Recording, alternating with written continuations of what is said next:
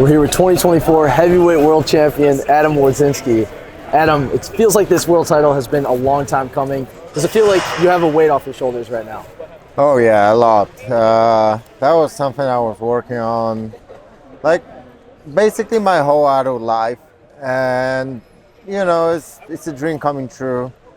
And like there was so many people telling me that this year is my year, especially people like close to me, around me, training with me. They saw how much improvement I made and how focused I am, and I always try to keep those voices a little bit away from me, not to get too much into my head, because you know, I didn't want to already think like, oh, I have something. I didn't have even like the right to think like this, because I never even podium at Worlds.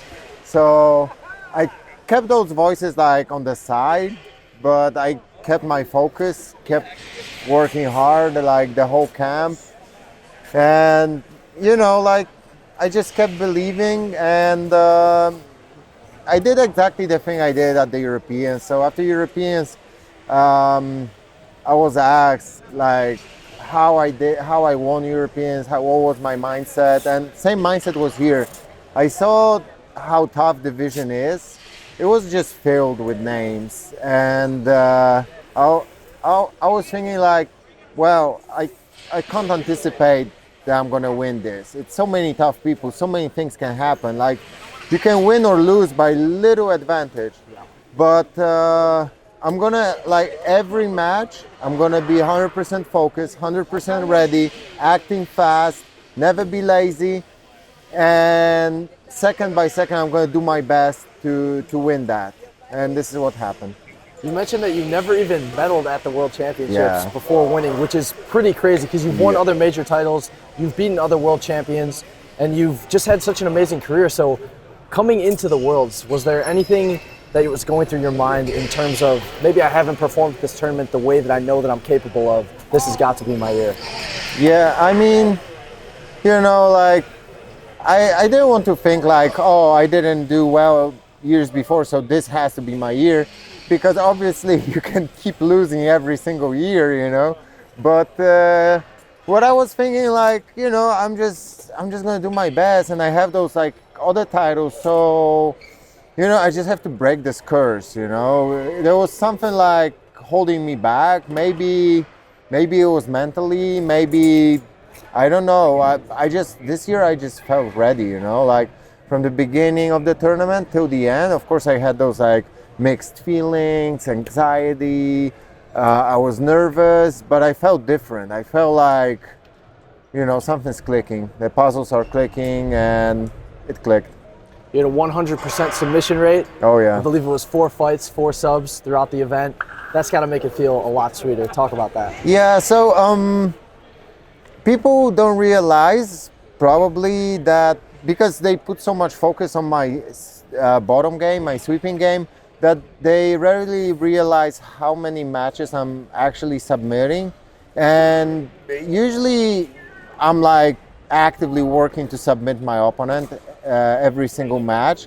I was happy I could show that here at Worlds, at the biggest stage, obviously. And this was something that we also worked in TrackMat at this camp. We did sub-only rounds, sub-only shark tanks. So, that helped us as well, because I felt like my game is getting more aggressive. And once I'm seeing a submission, I go, I'm not hesitating. And, you saw that this tournament, because I don't know if I ever hit a triangle at the black belt level. Yesterday, I hit one, and that was the thing. That was one of those things I was working on, and I'm gonna make after the tournament, I'm gonna make a little breakdown what I add to my game. But probably you saw some sit-up guard options. That was a big thing I was adding during the camp.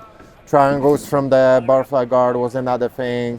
With a little bit of wrestle ups. I didn't show much of that, but I did it in the finals. So those were the little adjustments in my game, the little things that matched my game perfectly, and I was working to make them better. from an outside perspective, it seems like you really fed off the energy of the crowd, especially in the final. The crowd was really, really loud, very supportive of you. So was that something that you were feeling while you were out on the mat, and did that help feed your performance? Yeah, especially like when I'm on the mat, I'm kind of like isolated. I'm isolating myself from the surrounding. But before the match, it really like make my energy go up, and I felt like, you know, like people are here for me to see me win, and that gave me like a lot of energy and fire inside. So can you talk a little bit about being a Polish world champion?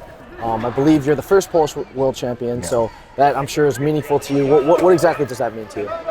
Well, I believe that our sport needs people from outside of Brazil to win, to show other nations that we're capable of winning, and it's a big international sport, and we all have chances to win.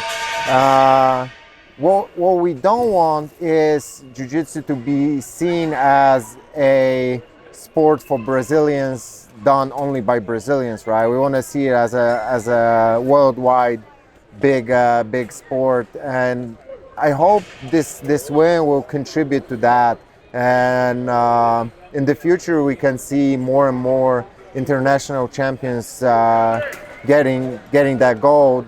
And it's not something like against Brazilians, of course. It's just something that will make our sport greater, and we all gonna get benefits out of that, you know. So yeah, this is what I think, and I hope this little gold will contribute to that. That was an absolutely epic performance. Congratulations once again. We can't wait to see you back out on the IBJJF mats. Thank you.